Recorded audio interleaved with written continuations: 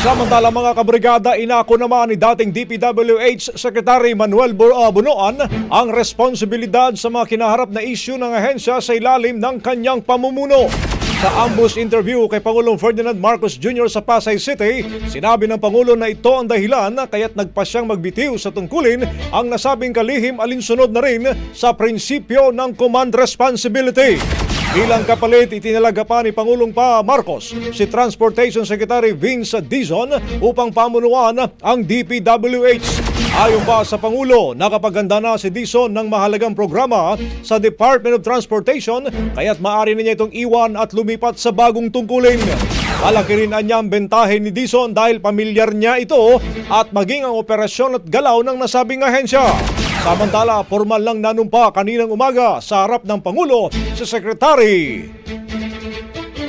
Dizon. Ang bahaging ito ay hatid sa atin ng Maxan Mangosteen Santon Coffee. Max Healthy, Max Sarap.